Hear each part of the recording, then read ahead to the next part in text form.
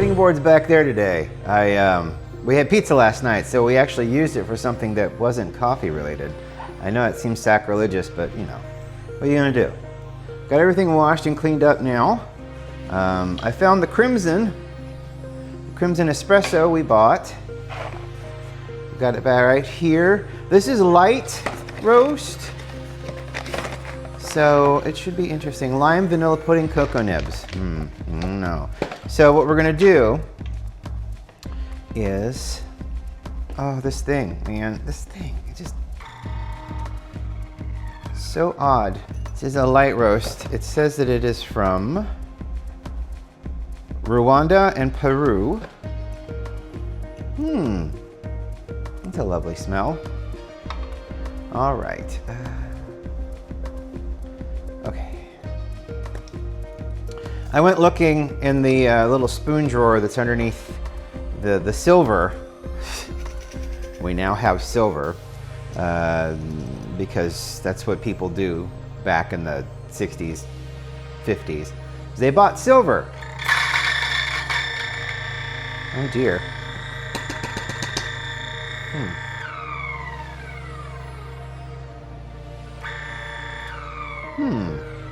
I may have to do an impromptu teardown here to try to figure out why that's making that noise.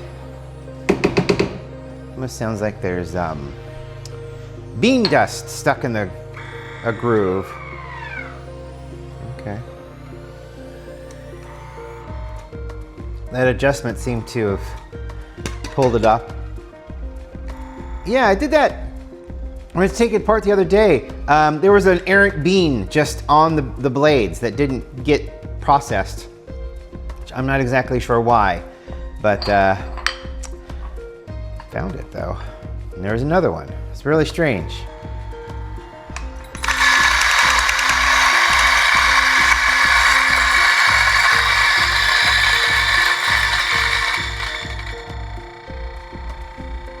Yeah, I mean, there.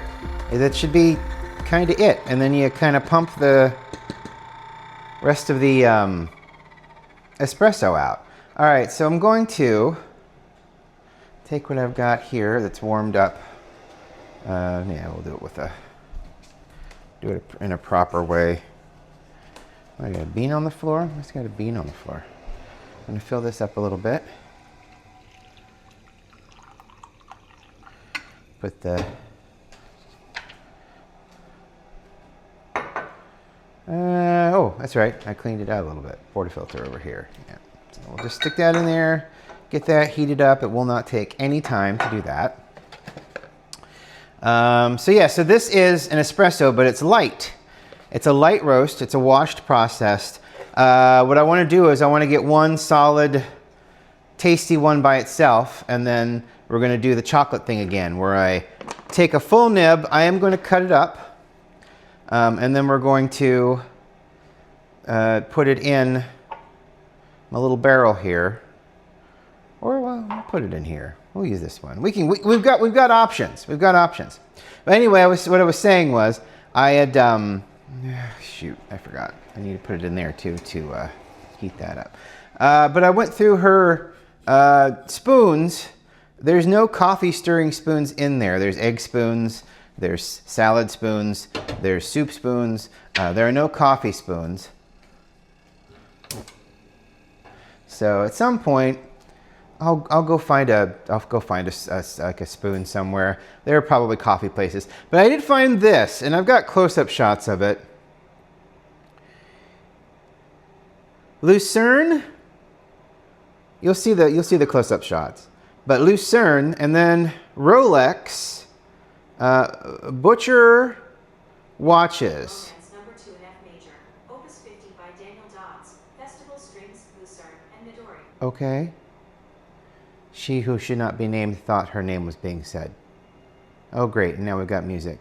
All right. So anyway, guess we'll have music accompanying stuff. Why not? You can probably barely hear it anyway. And then there is a lion in the spoon. And I took some close-up pictures of it. So I'll show those pictures. It's just fascinating. It's just one of those spoons that exist that you're not supposed to use, which is why it was wrapped in cling film, which I will do again. It's so funny.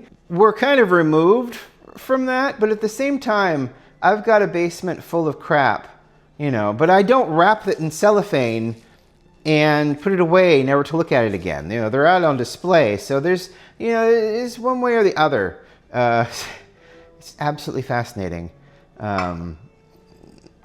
Buy stuff so that we save it and then never look at it again.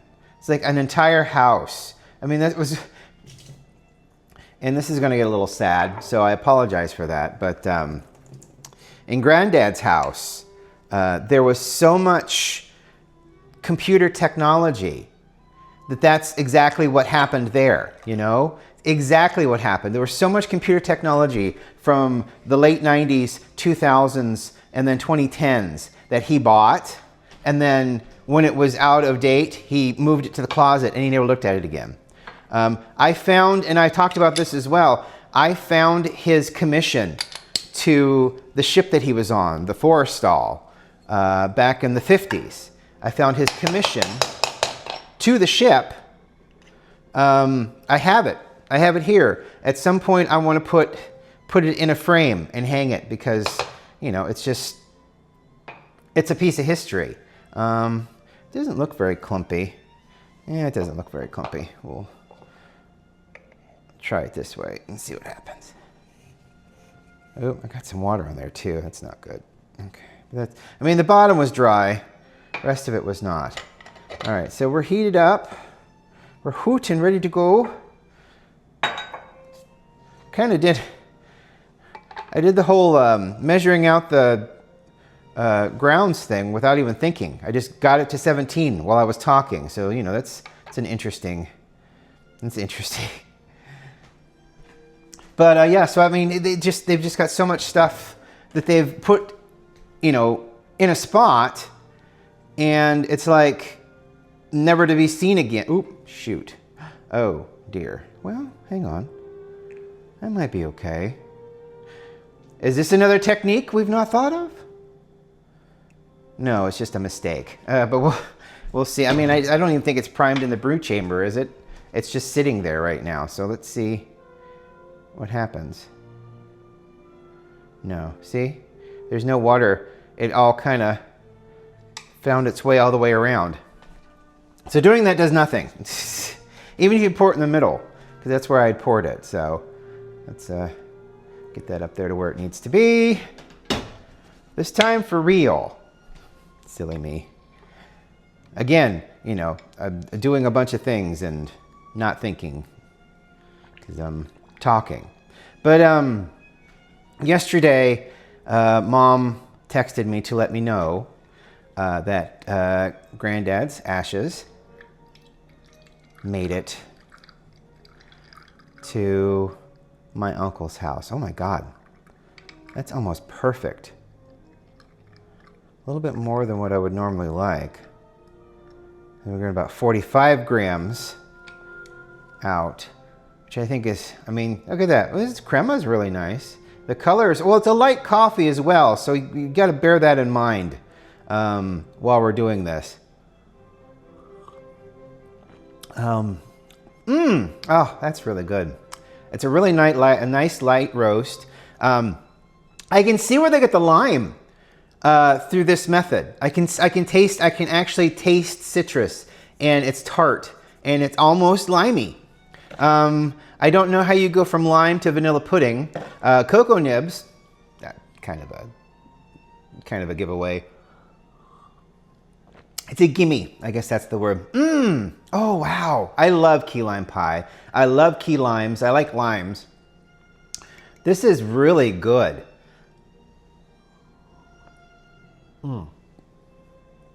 That's exciting. Even kind of, not like a bitterness twist, but you bite into a lime and it's like your face kind of twists because it's sour, you know. This isn't it's I guess not sour, tart.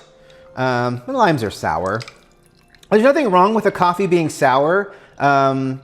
People will talk about a coffee's sourness in a positive way because it's a light roast. You get more of your sourness, your high tart notes with a light roast. With a dark roast or even a medium-ish roast, leaning towards dark, you'll get more of your bitter. And bitter is not, and I've talked about this before as well, bitter is not a bad thing. It's just, you know, there's a good level of bitterness. Look at that. And then there's, you know, an extreme level of bitterness. Everybody has their own scale of what they like bitterness-wise, salty-wise, sweet-wise. Some people like a lot more salt flavor than others. Some people like, you know, a higher spice level. You know, it's everybody. It's diversity, folks. That's diversity. So, you know, that's diversity is that. I mean, it's the different coffees in the break room, you know, catering to different people that like different things. And, you know, people would rather everybody be right-handed than diversity to exist. You know what I mean? Maybe some of you do, some of you might not. People used to force others who were more into being left-handed because, you know, that's about how you feel. You know, what hand do you feel better with regards to writing with? Some people go to their left hand. Some people go to their right hand. Some people, I have I guess she's a cousin, I don't know, but she's a dear friend of mine who can like write ambidextrously with both hands. I guess like this. Not like this, but like this.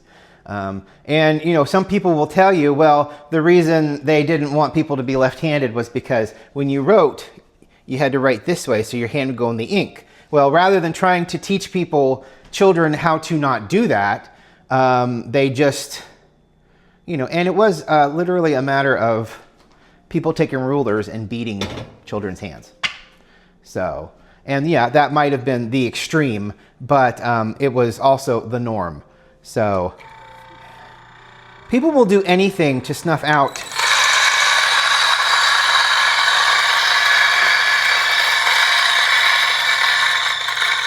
diversity and differences, you know, because you're not the special one anymore. Either everybody needs to be just like how I am, or, you know, the one special person, the one person that can do something differently means that they maybe can do it a little bit better, you know, and that's wrong, you know, and you can apply that across the centuries, across all forms of school and religion and government and that kind of a thing, you know, just any institution meant to bring a normality across swaths of people, you know, that is inherent anti-diversity, you know, anti-individualism. Everybody must think the same way, or, you know, or people will start thinking, you know, not the way I'm thinking, and find out that, you know, my shit does indeed stink, you know, that kind of stuff. So, and I don't know how much of a choice anymore I have to not go politically in that direction, because I am a gay man. I have 2 friends who have transgendered children. I have one old college friend whom I try to keep up with, but they are, you know, they're busier than I am. They are a transgendered individual. So, you know, I'm not going to sit and allow people to harm them in any way, shape, or form, and I don't care who that person is. It's just the reality. It's the reality of the situation. I'm not going to sit idly by. And again, this one's got a worried face on it. Are these all different? Oh my gosh. Ooh. Now see, if I could have a device to sit that on, that it could flow over top of it. Ooh, hang on.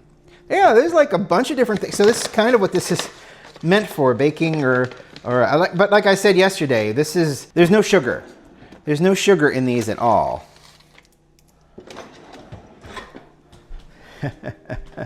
I'm getting fancy and I shouldn't. I'm gonna try not to stick myself. Ooh, which may be easier said than done. So let's do this, and then I'm gonna do one. Yeah, see, it's kind of cracking a little bit, so I just got to be careful. Yeah, see? I went up too high. Well, let's try to do this. Let's see what this does. I guess I shouldn't have done it like that, is the answer. So I'm curious. Oop. Curiosity killed me and almost stabbed me in the finger. All right, so this is what we're going to do. We're just going to break it up. There's a couple more in there like that. So we will go through the motions, and I will figure out a better way. I shouldn't stab it. I should just pile them up underneath it. So it's kind of like, I don't know, I'd have to come up with some kind of apparatus to do that. Yeah, we've got stuff going on here. I've got the chocolate broken up. It should melt a lot better now. Try not to smash my cup. So that's 8 grams of chocolate in there. This is cool. I love this. And then we will pass this through, and then we'll get our milk. Maybe we'll heat it up, but we won't froth it this time to see how it goes. Ooh, this might work. It'll be a little off center, but I think it'll work. All right, let's go. A little pre. There it goes. And then the rest of the way. Let's see how much we get. That went really easy and fast. Why did that go really easy and fast? I don't like that.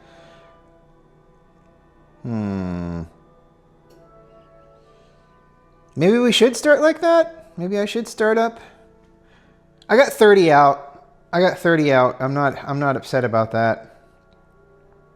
Okay, so let's set this up.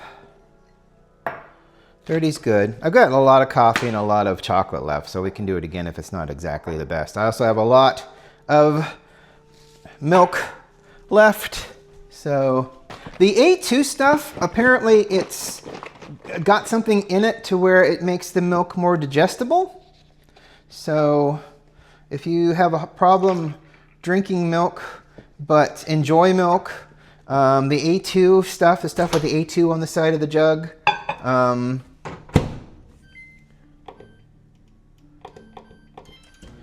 it's supposed to be better for you.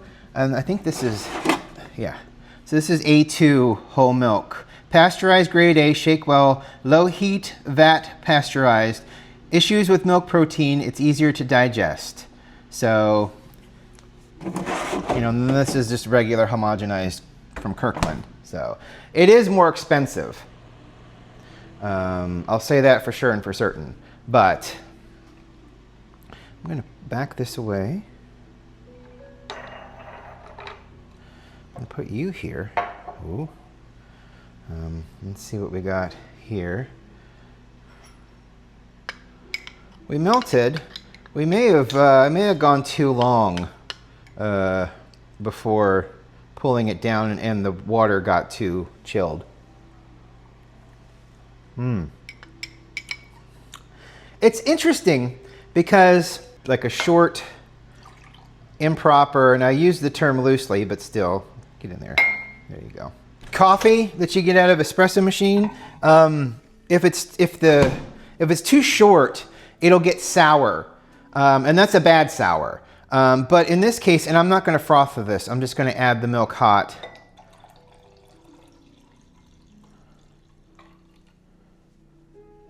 right on in. So we don't always need to froth. Sometimes we can just,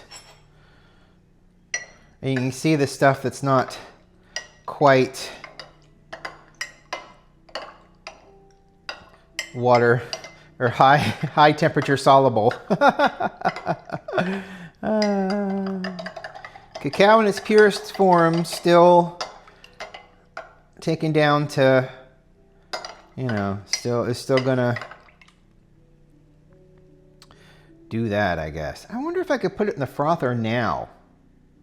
Would that just make coffee that's hard to drink? Let's take a taste of this. Is it? Ooh, oh boy. Oh, that's really good. All right, well, we're gonna do that then. Let's see if I can do this without spilling.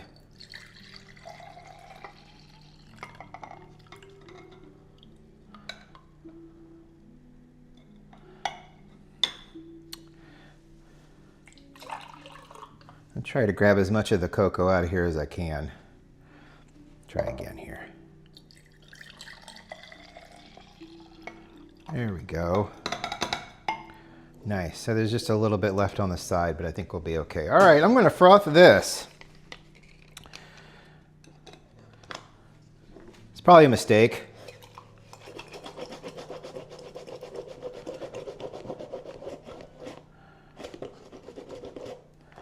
I mean, why not? We're playing here. I mean, this is all for fun, right? Why not? That looks good.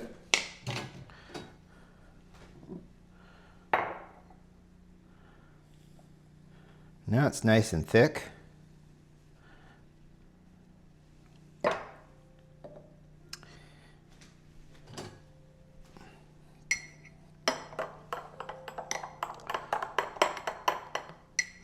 Get it off the sides as much as I can. Thicken it up a little bit, make it a little bit more mixed up.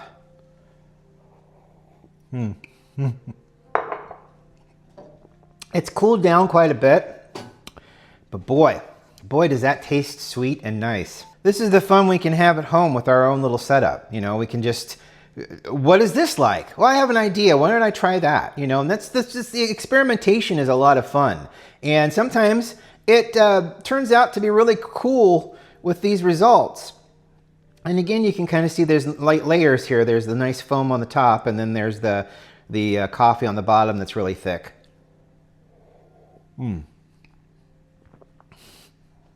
That tastes really good. I think I talked through everything I wanted to talk through today, and some stuff I really didn't want to talk through, but I talked through anyway. We'll see how much of it makes into the final cut. It's always fun. Thank you so much for watching today. Thank you for watching this week. I really appreciate it. Next week, more of this and more talky talk. But once more. My grandfather's ashes were brought to my uncle's house down in Florida, and it looks like it's going to be more September, October when we get to go down and put him and Grandma into it's a shelf, it's a nook, it's weird, but you know, they'll be they're in boxes. God, it just sounds so terrible, doesn't it? But they're in urns, and they're going to be placed in nooks right next to each other in a cemetery, a military cemetery, because they both served. Grandma served until she got pregnant, and then Granddad served for 10 years in the Navy. So I don't remember what Grandma. She may have been like a medic or something like that for the Army.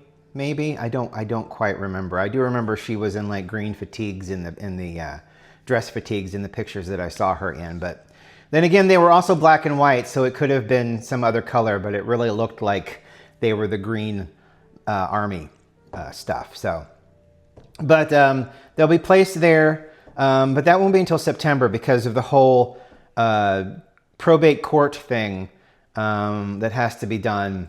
No one's contesting anything. It just has to go through the courts, and everything has to be put in my mother's name Otherwise, we can't move any of the furniture or anything out of the house that's, you know, a furniture kind of thing. We can't take it out of the house to donate it to like church. There's churches down there that they wanted them donated to, or don't give to Goodwill. Goodwill is for profit. So, you know, find a church, you know, or some kind of nonprofit that takes Habitat for Humanity. Habitat for Humanity might be a good place if you have something like that down there. There's so many books that we need to donate to the library as well. But we can't do any of that until everything goes through the courts, and it could be up to 3 months. So it looks like September, October before we get to go down and take care of all that. And for some reason, she wants to do it all at once. I don't, because it's going to be, we're going to be taking that down to the place of their final resting place. And then I'm not moving furniture. Whomever is coming to take stuff away can take stuff away themselves. I'm not moving furniture. I'm not built for it anymore. I'm not hurting myself for strangers. I'll hurt myself for my grandfather. You know, I'll hurt myself for mom if she needs the help. But I'm not, they can bring people to move shit. I'm not doing that if I can get away with it. So they need to bring a truck and themselves and figure out how to get it out of the front or back door. So, but she's going to donate it, which is good. She's like, I don't want any kind of money or anything like that, you know. And then they're going to sell the property, and then that property, the money from that property goes 4 ways to the 4 daughters. So we'll see. We'll see, but it won't be until September. I was looking forward to a July trip to Florida, to be honest with you. But I guess that's not in the cards anymore. Which is fine, I guess. Whatever. We'll get our beach time someday. I miss the beach. I mean, we can hate on Florida politics and people all we want, but Florida's land and beaches, and I will gladly set foot on a Florida beach, you know. So thank you for watching. I really appreciate it. There's your granddad update. It'll be the last one probably until September, unless something absolutely weird happens, which with this family is more likely than not. Talk to you next week. Have a great day. Have a great weekend. Bye.